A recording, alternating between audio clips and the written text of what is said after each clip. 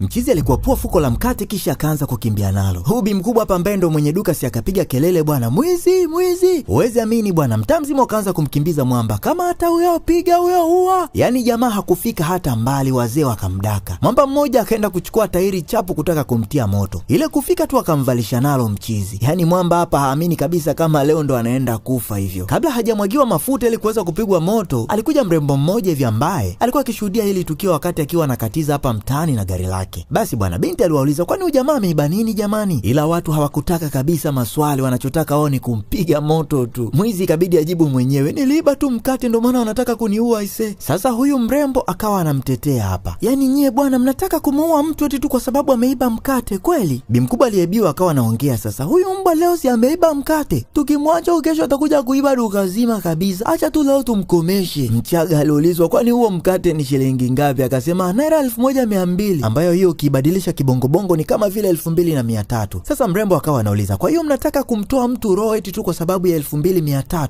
Ila wauni hawakutaka kuelewa kabisa yani. Na muda huo kumbuka kimeshachukuliwa kidomo cha mafuta ili mchizi aweze kupigwa moto na tairi tayari lipo shingoni. Kabla tujaendelea, naomba nikupe sekunde 5 tu ili usubscribe na kubonyeza hiyo alama ya kengele hapo ili uwe mwanafamilia wa Mentalix Recaps.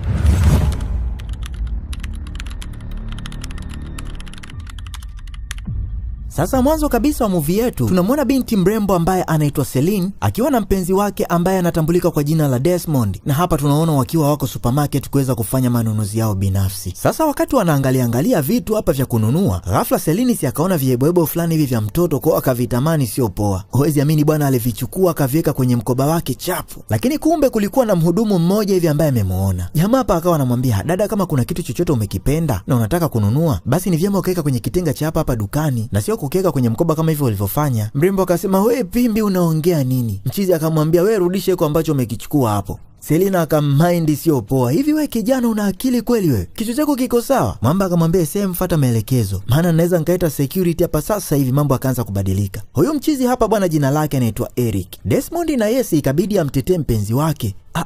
Kwa hiyo sisi ni wezi sio? Eric akasema, hapana kiongozi, sijasema nyie ni wezi, ila mpenzi wako arudishe tu hicho kitu ambacho amekichukua hapo, maana nitaita security hapa. Oho, huwezi amini bwana, bidada akakirudisha kile kidude bila kuonekana na mtu yoyote pale pale ambapo amechukua. Desmond akamwambia, si umesema ameiba? Haya, nimekuruhusu sasa, chukua mkoba wake upekue ili tuone kile ambacho amechukua. Bwana usibishe, nimemuona kabisa wakati anachukua. Jamaa akaishiwa nguvu baada ya kuona kile kitu kimesharudishwa bwana. Desmond alimind sio poa. Meneja wa duka ikabidi aitwe pale, akapewa mashtaka kwamba jamaa anawashtumu kwamba wao ni wezi, lakini bidhaa ambayo anasema kwamba imeibiwa ipo pale pale na tunaiona. Meneja akaanza kuongea hapa, Eric unawasumbua watu ambao ndio wateja wetu wakubwa hapa dukani. Puuzi mkubwa wewe. Eric alijitetea sana pale, lakini meneja hakutaka kabisa kumsikiliza. Sasa Desmond akasema kwamba next time wakifika hapa asije kamkuta huyo kijana bwana, na kama endapo akimkuta basi itakuwa ndo mwisho wao kukanyaga hapa dukani. Sasa unajua tena meneja anataka biashara iende fresh. Huwezi amini bwana, alimwambia Eric achukue kila kitu kilichokuwa chake awezi kuondoka. Yani inamaanisha kwamba mchizi yuko fired, hana kazi tena. Lakini Desmond anajua kabisa kwamba mpenzi wake Celine ndio mwizi wa kufa mtu, yani ni Selemani. So alivyofika mahali alishuka akawa amemind sio poa. Yani wanaiba kwenye duka bila kujizuia. Mbona na tabia za ajabu sana? Yani bora ningekuwa mimi ndio mwizi, lakini mtoto wa kike ndio mwizi. Mrembo alijitetea pale, lakini jamaa akawa anamwambia, yani wewe umeacha tumemfukuzisha kazi kijana wa watu kwa upumbavu wako kweli? Sasa yebo 3000 tu ndo ambayo inakutoa roho. Aisee, nimekuvumilia sana ila nimeshindwa. Mwamba huwezi amini alimwacha bwana huyu mrembo kwa sababu tu ya wizi wake.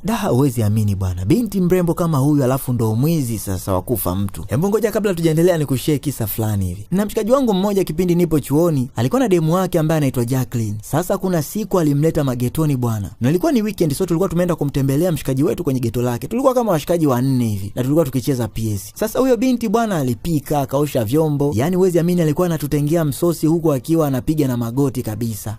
So poa, tukamwambia mwanetu kwamba amepata mke. Sasa bwana, kumbe kale kademu kalikuwa ni kajizi. Sijui hata tulijisahau vipi. Tukaondoka pale geto tukamwacha, sisi tukaenda kuangalia mpira. Huwezi amini bwana, mwanetu alirudi geto kwake akakuta demu ametembea na 20,000 alafu ameondoka na jiko la gesi. Hoya so poa, alafu akawa anaulizwa na mchizi akawa anakataa kabisa kwamba sio yeye. Na wakati watu mtaani wamesema wamemwona huyo mrembo akipita na hilo jiko la gesi amelibeba kichwani, lakini yeye ndio hivyo akawa anakataa. Mashemeji tukaona tukae kimya tu, maana mapenzi ni ya wawili. Baada Eric bwana kukusanya kilichokuwa chake pale dukani ikabidi arudi zake home tu, na huko nyumbani nako anaishi na mama yake ambaye ni mgonjwa sio poa.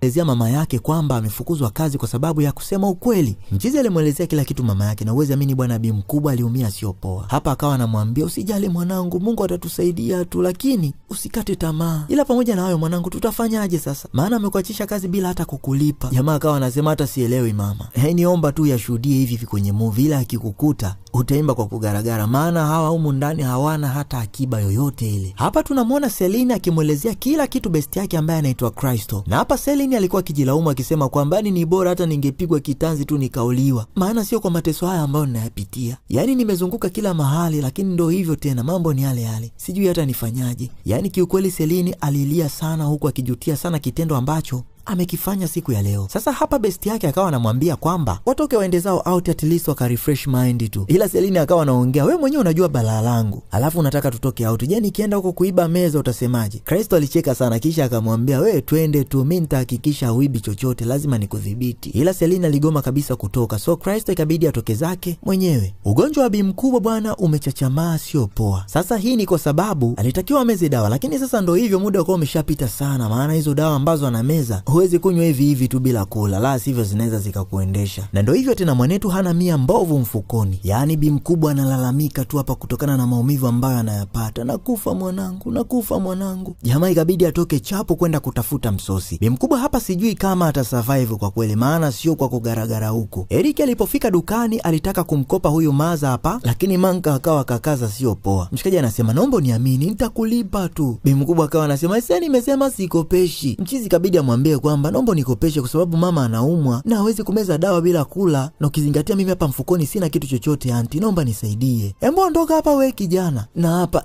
lazima nikulipe kweli vile. Bi mkubwa akaona kama mshikaji anamchanganyia mafaili. Ile kugeuka tu hivi mwamba akaona bora achomoke na mfuko mmoja wa mkate. Bi mkubwa si akapiga kelele bwana za mwizi. Mwizi, mwizi. Huwezi amini bwana, mtaa mzima ukaanza kumkimbiza Eric. Kama hata huyo piga huyo huwa. Yaani jamaa hakufika hata mbali, watu wa pale mtaani waliweza kumkamata. Mwamba mmoja akachukua tairi ile kufika tu akamvalisha nalo mchizi la shingoni. Yani mwamba hapa haamini kabisa kama leo ndo naenda kukata roho hivi. Yani kabla hajamwagiwa petroli, kumbe Celine naye alikuwa akipita kwenye huu mtaa akiwa na gari lake. Na kumbe alikuwa akishuhudia ile tukio mwanzo mwisho. Basi bwana Celine aliwauliza kwani huyu jamaa ameiba nini? Ila watu hawakutaka kabisa maswali, wanachotaka wao ni kumbanika tu mwamba. Mwizi kabidi ajielezee tu mwenyewe, hebu angalia dada, eti tu kwa sababu nimeiba mkate wanataka kuniua. Sasa huyu Celine akawa anamtetea Eric hapa. Yani nyie bwana mnataka kumuua mtu eti tu kwa sababu ameiba mkate jamani. Bi mkubwa aliyeibiwa akawa anaongea, huyu mbwa leo si ameiba mkate, tukimwachia kesho atakuja kuiba duka zima huyu, acha tu leo tumkomeshe. Mchaga aliulizwa kwani huo mkate ni shilingi ngapi? Akasema ni naira 1200. Yani wa kibongobongo ni kama 2300 hivi. Sasa Celine akauliza kwa mnataka kutoa roho ya mtu tu kwa sababu ya 2300? Ila wauni hawakutaka kabisa yani kusikiliza chochote, wanachotaka wao ndo vile vile kumuua tu. Yani huwezi amini kilikuwa kimeshachukuliwa kidumu cha petroli ili mchizi aweze kupigwa moto. Na kama sio huyu Celine hapa kuja, basi leo mwamba angebanikwa kama vile nyama yani. Wakati Celine anajiandaa kulipa hiyo pesa, kuna jamaa mmoja hivi alikuwa ameenda kutafuta bonge moja la mbao na alikuwa anataka kumwasha nalo Eric. Ila Celine alimstopisha pale na mambo yakawa yamepoa poa. Celine aliweza kumlipa huyu maza kama naira 1500 hivi kwa sababu Eric alikuwa kidaiwa hela nyingine hapo dukani. So akitoa hiyo 1200 na deni jingine ambalo alikuwa kidaiwa, jamaa inakuwa hana deni tena. Eric alichukuliwa na Celine akaingizwa kwenye gari na kupelekwa mpaka hospitali, maana alitembezewa kichapo sio poa. Na hapa bwana huwezi amini binti ndo anasimamia gharama zote za matibabu. Ila kumbuka kwamba mama yake na Eric aliachwa nyumbani akiwa na garagara tu chini kutokana na maumivu aliyokuwa anayapata. Sasa hatujui kama ni mzima uko alipo au atakuwa ameshakata moto. Baada ya muda Celine ilibidi atoke kwenda kumchukulia chakula mwamba. Sasa nesi alitaka kumwekea drip Eric. Na hapa alikuwa akiitafuta,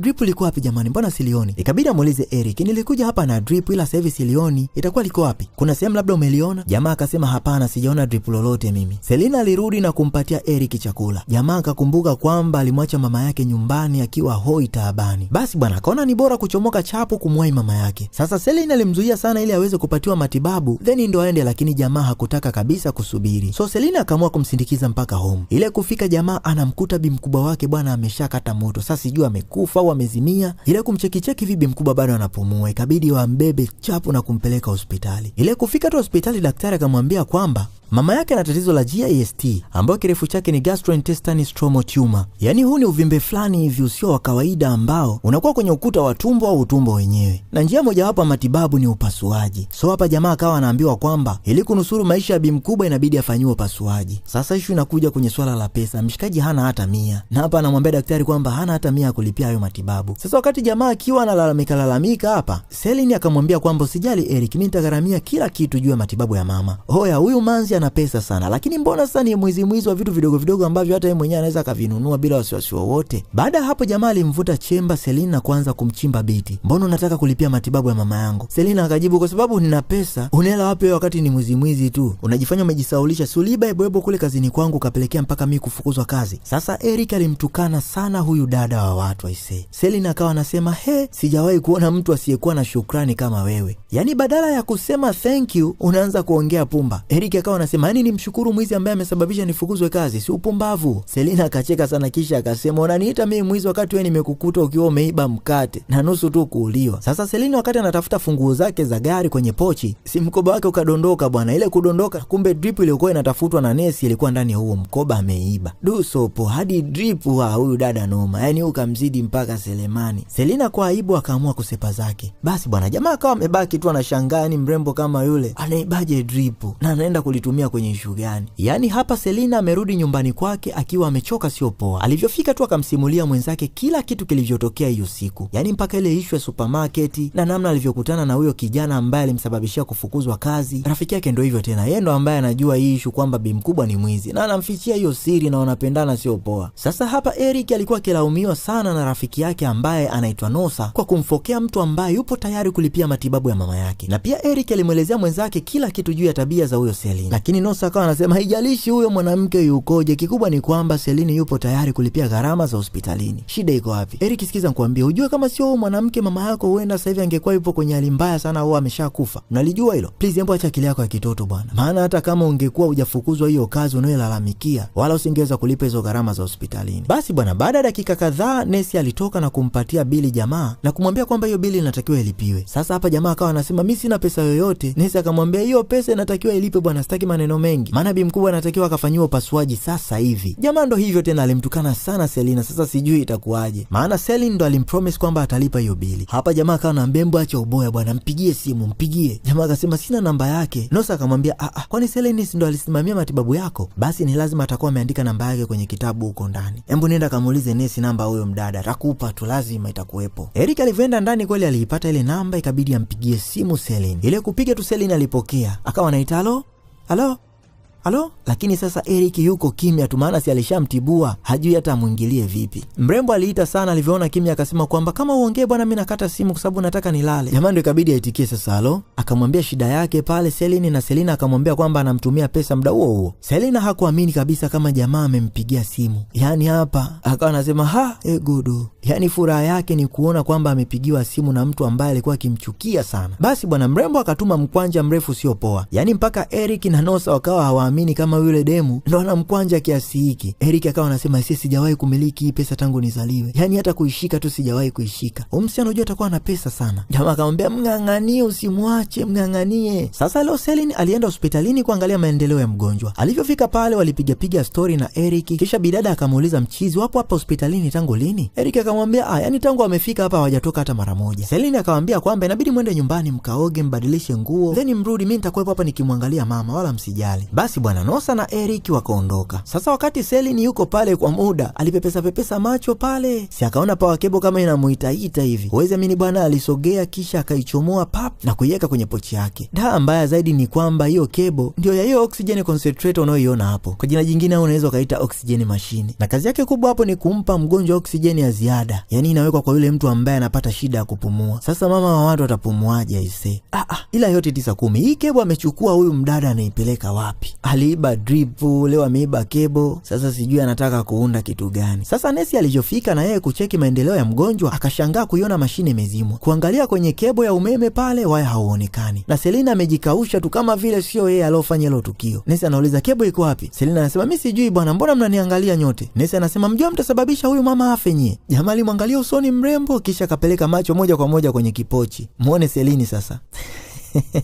What? Mchizi akasema iko wapi waya kebo? Selina akauliza naye kebo gani sasa jamani? Mwamba si anajua kama huyu binti ni mwizi sio poa. Basi bwana alimpokonya bidada kile kipochi na ile kufungua tu ndani akaukuta ule waya ambao amekuwa akiutafuta muda wote hapa. Mchizi akautoa na kwenda kuuchomeka vile vile kama ulivyokuwa. Sasa Selina akawa anajisikia vibaya sio poa. Jamaa alimfuata nje na kuanza kumlaumu kama kawaida yake. Wewe mwanamke umetuma nini? Naomba nisamee jamani, sijadhamiria kufanya hivyo. Haujadhamiria una maana gani kusema hivyo? Bi mkubwa alijieleza sana hapa lakini jamaa hakutaka kumuelewa hata kidogo. Mwisho wa siku Selina akamwambia kwa mbele ujue nini? Okay, hamna shida. Mimi acha niondoke tu. Akasipa zake. Sasa Nesi akawa amekuja na mwingine kutaka kuuchomeka. Lakini alivyofika anashangaa wao umeshachomekwa kitambo tu. Hapa tunamwona Eric akiwa amekuja nyumbani kwa Selin na kumuuliza kwa nini amekuwa akiiba vitu vidogo vidogo ambavyo ana uwezo wa kuvinunua. Mwanzoni Selin hakutaka kumwambia ukweli kabisa, lakini baada ya jamaa kumbembeleza sana na kumlazimisha, alifungua moyo na kutaka kumwambia ukweli juu ya maisha yake. Sasa bwana, kumbe huyu mrembo ana tatizo la kisayansi ambalo linaitwa kleptomania. Na ametafuta njia ya matibabu kila sehemu ila ndio hivyo tena imeshindikana. Yaani ugonjwa sio tu kwenye movie ila ni upo kabisa. Na hata baada ya movie unaweza ukaenda kuugoogle ukausoma vizuri ukaujua. Yaani mtu anapokuwa na huu ugonjwa anakuwa anashindwa kabisa kudhibiti tamaa yake ya kuiba vitu. Na ipo kwenye sekta ya kuiba tu. Yaani hata kama hana haja hivyo vitu, hawajui umuhimu wake, yeye anaiba tu. Na wakati mwingine ana uwezo kabisa wa kuvinunua hivyo vitu bila hata shida yoyote wala kumuomba mtu yoyote. Ila yeye ndio hivyo hawezi kujizuia kuiba. Na baada ya kuiba kama hajakamatwa, basi huwa anakuwa na faraja sio poa. Yaani tunaweza tukasema kama ni ugonjwa wa akili hivi. Sasa Eric alijilaumu sana kwa kumhukumu huyu mrembo. Na pia Selin alikuwa na wasiwasi kwamba endapo akimwambia Eric basi atamhukumu vibaya mno. Lakini jamaa aliyakubali madhaifu ya Selin na kumchukulia kawaida tu. Hebu jamani tuongeeni ukweli sasa. Huyu kwa mfano ndio pisi yako. Alafu siku ukamkuta na mume wa mtu. Akakwambia bwana ise mume wangu naomba univumilie tu. Si unajua matatizo yangu. Hivyo unaweza ukamsikiliza kweli? Omba Mungu mkeo au mumeo asiume huo ugonjwa. Utachapiwa mpaka ukome. Sasa jamaa alivyotoka hapo ilibidi aende mpaka kwa daktari kumuuliza juu ya huo ugonjwa. Maana yeye ni kama vile haamini hivi. Sasa alivyofika alielezwa kila kitu. Na kile alichomwambia Selin na ndivyo ilivyo. So baada ya hapo jamaa akaanza kuamini kabisa kwa 100%. Na haikuishia kwake tu, ilibidi amwelezee na Nosa ili wasije wakamhukumu huyo msichana kumchukulia kama ni mieyusho, kumbe ni mtu mzuri tu. Sasa leo Eric na Selin wamekutana kwa mara nyingine. Na hapa Eric anaonekana kama vile anafurahi sio kawaida yani. Na hii ni baada ya kujua changamoto aliyokuwa nayo huyo mrembo na kuacha kumhukumu. Na hapa jamaa akamwambia inabidi akamsalimia mama yake maana leo amezinduka. Hapa bi mkubwa alifurahi sana kumuona Selin mrembo ambaye ndo amegharamikia matibabu yake yote. Yaani huwezi amini bwana, wamekaa hapa lakini mrembo alitaka kuiba bomba la sindano. Mchizi kabidi ampoteze maboya. Yaani wangezembea tu hapa angepita nalo. Ila hii hali bwana inamfanya akose raha sana. Si unamuona hata yeye mwenyewe anavyoonekana hapo. Walivyotoka nje Selin alimuomba msamaha Eric na mchizi akamwambia wewe wala usijali. Sasa hivi naelewa kila kitu, yaani wewe kuwa na amani kabisa. Lakini pia Eric aliweza kumshukuru Selin kwa kurudisha tabasamu tena kwenye uso wa mama yake. Jamaa alivyorudi ndani, bi mkubwa akawa anamwambia, "Huyu binti mbona kama nimemuelewa hivi? Alafu ana upendo sana ujue. Kama amekuelewa mwanangu, pita naye tu. Usiache bahati hiyo. Oho, mtu kutusaidia vyote hivyo nadhani ni mchezo."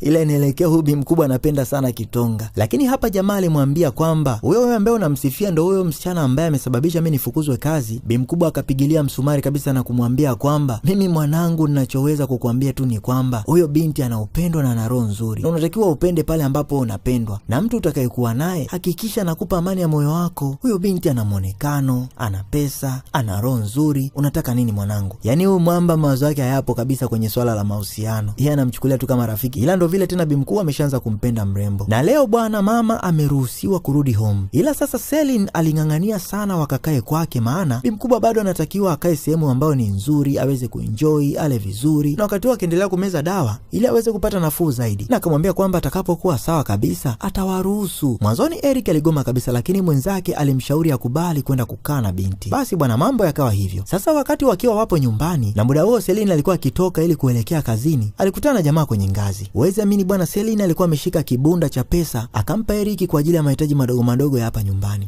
Uwezi amini bwana, Eric alikataa kile kibunda. Bidada alimlazimisha sana. Na mwisho wa siku Eric akawa anasema mimi sipendi ujue unavyonipa hela. Napenda pesa lakini napenda zitoke mfukoni mwangu. Selin akauliza taaluma ya jamaa. Mchizi akamwambia kwamba ana degree ya uhasibu. Basi bwana Selin akamwahidi kwamba atamtafutia kazi na atafanya, lakini hiyo pesa inabidi aikubali. Alimlazimisha, mwisho wa siku akaikubali. Lakini kabla Selin hajaondoka, Eric akamwambia kwamba ameandaa chai nzuri nzuri sana, so angependa anywe kabla ya kuondoka. Celine akamuuliza vipi, unajua kupika? Jamaa akamwambia ya, mimi najua kupika. Basi bwana, Celine ikabidi aende mezani kwa ajili ya kusubiria hiyo chai. Sasa Eric alivyofika mezani kutaka kumwekea chai Celine, aliweka zile pesa juu ya meza, kisha akaenda kumletea mrembo breakfast. Uwezi amini bwana, jamaa wakati anarudi, yani hajakuta hata noti moja, yani pesa zote Selina amesepa nazo. Yani hapa jamaa akawa anashangaa sopoa. Akawa anasema yani ubinti bwana amenipa pesa alafu ameziiba. Inawezekanaje mtu anaweza kujibia mpaka yeye mwenyewe? Sopoa. Sasa hapa bi mkubwa ni mwendo wa kula vitu vizuri tu. Na hapa alikuwa akimsisitiza mwanae kwamba ampende sana huyo mwanamke. Lakini pia alimsisitiza sana mchizi ili aweze kutafuta kazi ya kufanya, maana sio vizuri kutegemea tu kitu kutoka kwa mtu. Kuna leo na kesho, huwezi kujua. Sasa baada ya siku kadhaa jamaa alikuja kupata kazi bwana. Tena hiyo kazi itakuwa inamlipa pesa mara 3 ya ile ambayo alikuwa analipwa kule supermarket. Oya sio poa, yani yeye na mama yake walifurahi sana. Na baada Celine pia kujua, naye pia alifurahi. Sasa leo Celine alipigiwa simu na kuambiwa kwamba anatakiwa akakutane na kampuni fulani hivi ambayo wataenda kuingia nao makubaliano ya kibiashara na pia ni issue ya mabilioni. Sasa hapa Celine akawa anakataa, akisema kwamba hilo ni jambo ambalo haliwezekani kabisa. Na amesema hivyo kwa sababu anajijua kwamba yani ashindwe kuiba hata peni ambayo itatumika kutia saini. So na endapo kama atafanya hivyo basi itakuwa ni aibu kwake na kwa kampuni pia. Kwa hiyo alikuwa anajaribu kukwepa hili swala, lakini ndio hivyo tena. Haiwezekani, maana mtu pekee wa kutia saini ni yeye. So ni lazima aende tu. Hapa akawa anasisitizwa, "Aisee, nadhani umeshapata huo ujumbe. Unatakiwa ujiandae kesho kwa ajili ya kwenda kusaini. Hakuna mtu mwingine ambaye atasaini zaidi yako. Kwa hiyo ujiandae kesho asubuhi na mapema. Uwe na siku njema."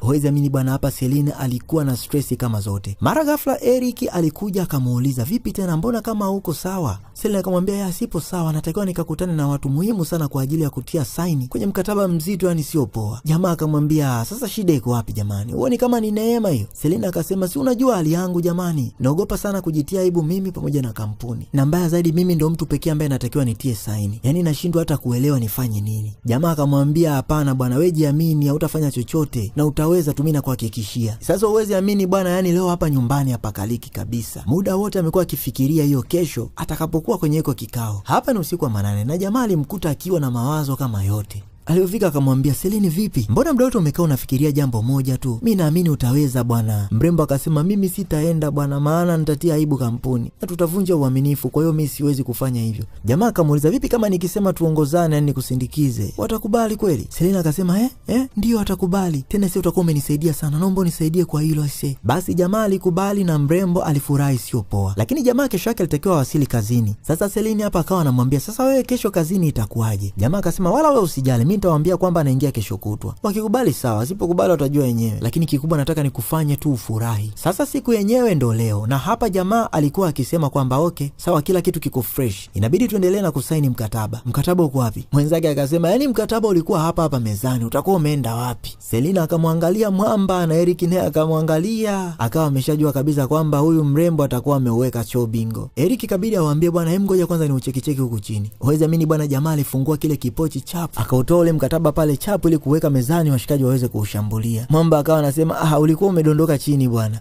Ila huu ugonjwa ise hapana kwa kweli. Sasa kila kitu huyu binti anaiba. Yani kama dhambi zingekuwa zinaonekana kama vile simu yako ambayo umeishika hivyo, basi huyu Selina asingeshindwa kuiba hata dhambi za watu. Maana kizuri kibaya vyote twende. Hapa jamaa alikuwa yuko na mama yake. Na bi mkubwa alikuwa akimwambia kwamba, "Yani mwanangu, ukimpata huyu mrembo, roho yangu itasuzika sana. Na usije ukaniangusha, yani usije ukaniambia kwamba eti unataka kuoa mwanamke mwingine. Yani tutagombana kwa kweli. Ni namna tunavyoenjoy haya maisha ise. Hebu acha nijinenepee mimi kwa mkwe wangu." Bi mkubwa akaamua kupigia mstari kabisa eti mkwe wake. Jamaa hapa akawa anasema, "Mama, huwezi jua labda mtu yupo na mtu wake huko, ana mahusiano yake, alafu unaongea hivyo." Maza akawa anasema, "Ujue nini, mimi nimeishi hapa duniani muda mwingi sana kuzidi wewe. Namjua mwanamke ambaye yupo kwenye mahusiano na mwanamke ambaye hayupo kwenye mahusiano. Huyu mwanamke bwana yuko mtihana, mimi nakwambia. Hata Selina mwenyewe anakutaka." Siku ya leo bwana Celine hajaenda kazini, so ameamua kumhudumia bi mkubwa kuanzia asubuhi mpaka jioni. Yani hapa mama anatamani hata amtongozee mwanae. Na Selina kiukweli amefurahi sana kuwa karibu na huyu bi mkubwa. Na mbaya zaidi ni kwamba mama hajui situation ambayo anapitia huyu Celine. Laiti angejua huyu ni mwizi, yani sijui hata angesemaje aisee. Na siku zote bwana, mwanaume akitaka kumpata single mother, njia moja tu ambayo anaitumia ni kumpenda sana mtoto wake. Na mwanamke akitaka kumkamata vizuri sana mwanaume wake kirahisi ni kutafuta ukaribu tu na mama mkwe. Na akishaupata tu basi kuisha. Maana mama atatumiwa vivocha, mara alipiwe kingamuzi, na mwanaume ukimsema tu huyo mwanamke basi ujue umeavaa. Sasa hapa hatujui kama huyu Selina anafanya vyote hivi kwa sababu amempenda Eric au anafanya hivi kwa upendo tu? Ngoja tuone tu huko mbeleni namna itakavyokuwa. Leo Celine anaumwa sana na mtu pekee ambaye anamkea ni Eric. Kwa sasa wamekuwa zaidi ya marafiki, yani wanafanya mazoezi pamoja na mambo mengi tu wamekuwa wakifanya kwa kushirikiana. Kwa hiyo tutegemee tu chochote hapo mbeleni. Sasa hapa ni supermarket. Celine kama kawaida yake, Selemani we Sele akachukua kitu akakitia kwenye mkoba. Mhudumu alimuona akataka amzingue huyu binti, lakini jamaa akamwambia kwamba hapana, amfuatilie tu na kila kitu ambacho atachukua akiandike na kitalipiwa. So kamera zikawa zinamfuatilia na huyo binti naye pia akawa anamfuatilia humo ndani kuweza kuhakikisha kwamba vitu vyote ambavyo amevichukua huyo mrembo basi anaweza kuviandika kwenye notebook. Wakawa wamerudi nyumbani, Celine akawa anajisikia vibaya sana. Maana hii hali sio kusema kwamba anaipenda, yani haipendi hata kidogo, ila tu ndo vile hamna namna ya kujizuia. Jamaa alimuuliza vipi kwani? Celine akamwambia kwamba ameiba vitu vingi sana. Jamaa akamwambia hapana, mbona haujaiba, maana vitu vyote ambavyo umechukua nimeshavilipia. Celine huwezi amini alishukuru sio poa. Sasa leo Eric alimfuata Celine ofisini kwake na kumwambia kwamba nadhani unaona kwamba mama yangu sasa ameshapata nafuu na anaendelea vizuri tu. Celine akasema ya naona. Sasa jamaa akawa anamshukuru sana kwa wema wake wote ambao ameufanya. So umeshafika muda wa wao kuondoka pale nyumbani kwake. Celine alibadilika ghafla na kutaka kusikia hivyo hata kidogo, yani kwa sababu ameshawazoea na anawapenda pia. Basi bwana Celine akamuuliza mchizi, sasa ukiondoka unaniachaje peke yangu? Jamaa akasema sijakuelewa bado. Celine akamuuliza tena, kwani wewe ni mtoto mpaka usielewe? Eric, sisi sote ni watu wazima bwana. Ninahisia na wewe na ninajua kabisa hata wewe mwenyewe pia unahisia na mimi. Wewe na mama yako mmegeuza nyumba yangu ionekane kama ni sehemu ya amani na furaha. Alafu leo hii tena ndo mnataka kuondoka jamani. Jamaa eti akajifanya kama vile anataka kukaza. Celine hapa akawa anamwambia mimi nakupenda na najua hata wewe mwenyewe unanipenda. Eric akasema sasa unataka mimi nifanye nini? Mrembo akamwambia kwamba nataka ubaki nyumbani. Baki kwa ajili yetu na kwa ajili yangu pia. Una maana gani unavyosema hivyo? Celine akaona huyu jamaa mbona anajifanya kama kiziwi, ngoja niongee kwa vitendo. Uwezi amini bwana, mrembo ikabidi ampelekee mdomo bwana. Mambo hayo. Walivyofika nyumbani mambo yakawa yamebadilika, ni mwendo wa mambo ya Kihindi tu. Yaani hapa mwamba asipokuwa makini anaweza akaibiwa na nilio yake moja akabakishwa na moja tu. Mchizi alimbeba mpaka kitandani. Kisha bwana uwezi amini kilichofuata hapo aliweza kumalizana. Sasa baada ya mchezo Celine akawa anamuuliza jamaa kama bi mkubwa anajua hali yake, lakini Eric akamjibu kwamba hapana, mama hajui chochote. So Celine akamwambia inabidi tumwambie ili aweze kuelewa. Baada ya kumwambia mama, kwanza kabisa waliweza kuweka wazi mahusiano yao. Kisha mama akaambiwa kwamba mkweo ni Selemani bwana, yani ni mwizi balaa. Yani kwa namna bi mkubwa alivyokuwa anatamani haya mahusiano ya mwanae na huyu mrembo, unadhani anaweza akapinga? Basi tena uwezi amini alipigilia msumari kabisa, ikabidi ampachike na ugonjwa kabisa baba yake mdogo na Eric. Eti kwamba huyu baba yake mdogo na yeye pia alikuwa anaumwa hivyo hivyo kama alivyokuwa anaumwa binti. Hapa mama akawa anaongea, yani ni kuambie tu kwamba huo ni ugonjwa wa kawaida sana. Yani hata baba yako mdogo alikuwa anaiba yani mpaka kuku wake mwenyewe aliokuwa anawafuga. Yani kuku ni wakwake kwenye banda, lakini ananyata akifika anaiba anakimbia. Yani ni bora hata Celine ni ngumu sana kugundua. Lakini baba yako mdogo yani alikuwa akiingia sehemu tu ndani ya dakika 5 tayari anakuwa ameshapiga tukio. Na hakuna ambaye alikuwa amjui. Mimi ninachoweza kuwaambia tu nyie pendaneni, na inshote hakuna mtu ambaye anajipangia namna ya kuwa. Ni Mungu tu peke yake. So mimi siwezi kukuhukumu wala nikakuongelea vibaya juu ya hiyo changamoto uliokuwa nayo. Na hilo ni tatizo kama matatizo mengine tu. Sasa Celine alifurahi sana baada ya bi mkubwa kumkubali na kutokujaji changamoto yake. Aisee, yani siamini kama mama amenikubali. Na hisi nitakuwa ni mtu mwenye furaha na amani moyoni mwangu siku zote aisee. Na nitajitahidi kukupenda wewe mpaka ni uibe moyo wako mazima yani. Aisee, hii movie inaitwa To Love a Thief, yani kumpenda mwizi. Hebu comment jina la demo yote ambaye unamjua kama ni mwizi. Lakini mwisho kabisa usisahau kusubscribe na kubonyeza hiyo alama kengele hapo ili uwe mwanafamilia wa Mentalics Recaps. Na kama ulikuwa na tangazo lako, tucheke kwenye namba ambayo unaiona upande wa kushoto chini hapo. Ulikuwa na mimi mchizi wako Aiko. See you next time.